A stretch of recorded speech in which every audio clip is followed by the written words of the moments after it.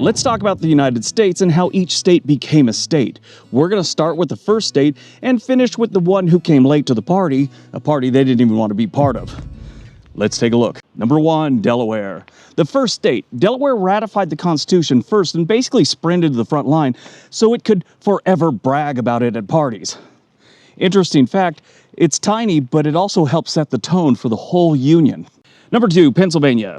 Pennsylvania became a state as one of the original 13 and was central to the founding of the country. Fun fact, Philadelphia is basically America's temporary corporate headquarters before Washington, D.C. existed. Interesting fact, both the Declaration of Independence and the Constitution were signed in Philadelphia. Number 3, New Jersey. New Jersey joined early as one of the original states and sat in between two giant egos of the time, New York and, of course, Pennsylvania. And New Jersey matters a lot more in the Revolution. More major battles were fought in New Jersey than any other state during the Revolution. Number 4, Georgia. Georgia started as a British colony, partly as a buffer against the Spanish in Florida. Then it became one of the original states, and it was the youngest of the 13 colonies. Fun fact, it was founded with rules against slavery and hard liquor. Obviously, that didn't last long for them. Georgia kind of baffles me. I mean, most people think that the whole country started just in New England. You know, that's where the colonies were, and they should have been the first ones. No, here's Georgia at number 4. Weird. Number 5, Connecticut. Connecticut rolled into statehood from colony pretty easy. I mean, they had a long history of self-governance. So when they joined the United States, it was really just a matter of paperwork, not much else. Fun fact about Connecticut, the fundamental orders of Connecticut are sometimes called one of the first written constitutions in the Western world. Number 6, Massachusetts. Massachusetts was already acting like the main character long before statehood. Between Boston, the Revolution, and a deep habit of lecturing everyone else, it had a huge role in early America. Interesting fact, Maine used to be part of Massachusetts. Who knew?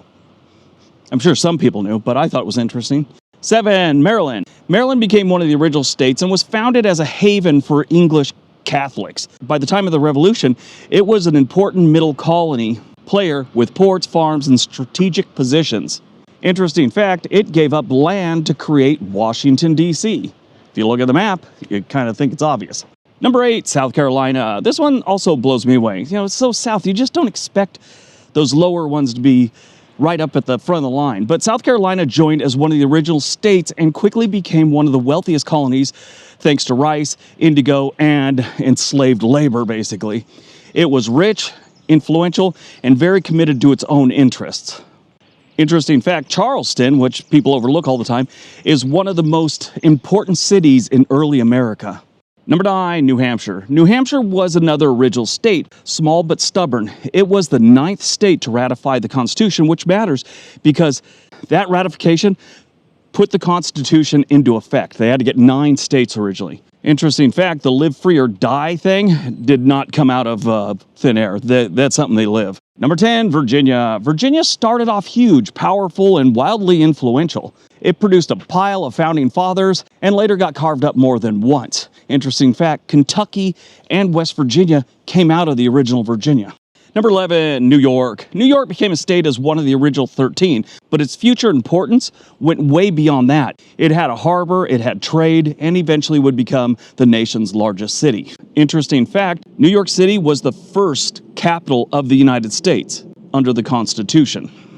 Number 12, North Carolina. North Carolina was slower than some of the other original states to ratify the Constitution. It wanted a Bill of Rights first, which honestly wasn't their worst instinct. It kind of made sense. Interesting fact, it briefly operated outside the new federal system before ratification. Number 13, Rhode Island. Rhode Island was one of the last original 13s to ratify the Constitution because it deep distrusted centralized power. This is very Rhode Island behavior, even before Rhode Island perfected Rhode Island behavior. Fun fact, it was founded by Roger Williams as a refuge for religious freedom. Yeah, they're big on them. That was big in the old days. Everyone had a religion point of view and they wanted everyone to be on board with theirs. Number 14, Vermont. Vermont was not one of the original 13, and it spent years as its own republic before joining the Union in 1791. Basically, Vermont was Indy before Indy was annoying. Interesting fact, it was the first state admitted after the original 13. 15. Kentucky. Kentucky was originally part of Virginia, but distance and frontier reality made separation inevitable. It joined in 1792 as settlers pushed west. Interesting fact, Kentucky was the first state west of the Appalachian Mountains. 16. Tennessee. Tennessee grew out of the Southwest Territory and became a state in 1796 as frontier settlements kept expanding. It was rougher, looser, and more isolated than old East Coast states. Interesting fact, it was the first state created from territory owned by the federal government. 17. Ohio. Ohio symbolized the beginning of the organization of the Northwest Territory and marked America's move into the interior. Interesting fact, Congress forgot to formally pass one of the final steps, so Ohio got retroactively technically fixed in 1953. Yeah, so it was kind of in limbo, not really, but on paper, it was in limbo till 1953. 18. Louisiana. Louisiana became a state after the Louisiana Purchase, which doubled the size of the United States basically overnight. So yes, America basically bought a giant land pack expansion from France. Interesting fact, Louisiana kept strong French and Spanish legal and cultural influences in their day-to-day life. 19. Indiana. Indiana was another child of the Northwest Territory. By the time it became a state, the region was shifting from wilderness and conflict into farms and towns. Here's their interesting fact. It was once a western frontier. People just moved through it on their way to Illinois and Missouri to head to the western part of the United States, which would become the western part of the United States. 20. Mississippi. Mississippi came from the Mississippi Territory and entered as cotton and slavery were transforming the Deep South. Its growth was tied tightly to river trade and plantation economics. Interesting fact, the Mississippi River made it strategically huge because that river was hard to get armies across back in the day. And it was an incredible obstacle for early settlers. Number 21, Illinois. Illinois became a state in 1818 and for a while was a strange mix of northern and southern influences. Then Chicago happened and changed the whole script. Interesting fact, without Chicago, Illinois would be a very different state politically and economically. Most of the state's money comes out of Chicago, so they would be doing a lot of changes if it wasn't for Chicago. But that could be said for a lot of places. But I think Chicago is like the poster child for that.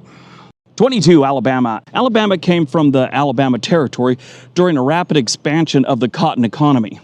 In 1819, it quickly became deeply tied to plantation wealth. Here's their interesting fact. It was one of the fastest growing states in the antebellum South. 23, Maine. Maine used to belong to Massachusetts, like we said earlier, then split off and joined the Union in 1820 as part of the Missouri Compromise. So Maine became a state partly because the country was already trying to keep the slavery argument from detonating the whole thing.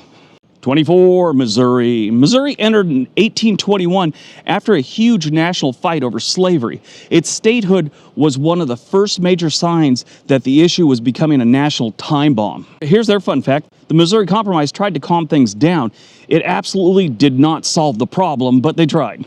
25, Arkansas. We're at the midway point. Arkansas came out of the Arkansas Territory and entered as the frontier kept moving southwest.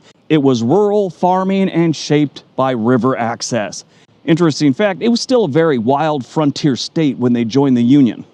26, Michigan. Michigan's statehood got delayed by the Toledo War, a boundary dispute with Ohio over a strip of land, basically. Michigan lost Toledo, but got the Upper Peninsula, which turned out to be a better long-term deal in the end. It was a rare government trade that actually worked out.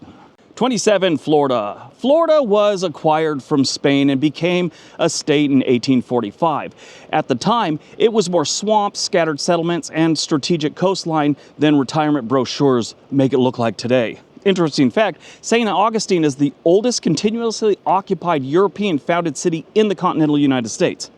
There are some other ones. People say Taos, New Mexico is older, but that's the European settled one. Beautiful city. 28, Texas.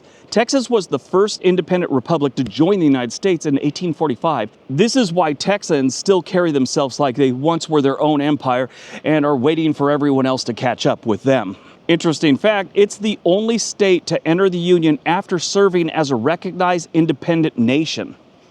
29, Iowa. Iowa became a state in 1846 as settlers flooded into the fertile land west of the Mississippi. It turned into an agricultural powerhouse with suspiciously strong opinions about corn. Yes. Interesting fact, its boundaries were debated before final approval. Number 30, Wisconsin. Wisconsin joined in 1848 as the Old Northwest kept filling in. Immigration, farming, logging, and Great Lake trade all shaped its rise. Interesting fact, German and Scandinavian immigrants helped define the state's culture. It's very much got a Scandinavian German background to just about everything there. 30, California. California skipped the normal long territorial phase because of the gold rush. It created an instant population chaos. It entered in 1850 after people poured in looking for gold, land, and bad decisions in the mountains. Interesting fact, California became a state only 2 years after the Mexican secession. 32, Minnesota. Minnesota became a state in 1858 as settlement expanded into the upper Midwest. Fur trade routes gave way to farms, mills, and the railroad. Interesting fact, its location made it a gateway to the northern plains, which is North Dakota, South Dakota, and Montana to a degree. 33, Oregon. Oregon joined in 1859 after years of migration along the Oregon Trail. The promise was land, timber, and a fresh start away from everyone who disliked you back in the East. Interesting fact, Oregon's boundary dispute with Britain once carried the slogan 54-40, or fight. It was also originally planned to be a whites-only state. And then, that plan got scrapped years later. It's funny how things like that back in the day it seemed kind of normal. They weren't shocked that they wanted to do that. But nowadays, you're like, what the is that all about? 34, Kansas. Kansas became a state in 1861 after Bleeding Kansas, when pro-slavery and anti-slavery forces turned the territory into a preview for the Civil War. They may have had the most dramatic audition for statehood in the entire country. 35, West Virginia, definitely one of the most beautiful states we have. West Virginia broke away from Virginia during the Civil War and joined in 1863. So while the country was falling apart, West Virginia basically filed separation papers. Interesting fact about them, it is the only state created by splitting from a Confederate state during the war. 36, Nevada. This one kind of surprised me. I thought they were later in the whole program here, but here they are. Nevada became a state in 1864 during the Civil War because the Union wanted another loyal state and liked Nevada's mining potential, which it did have. It was a silver state for a reason. It had low population, but Washington wanted the votes and the silver. Interesting fact, that's why they call it the battle-born state.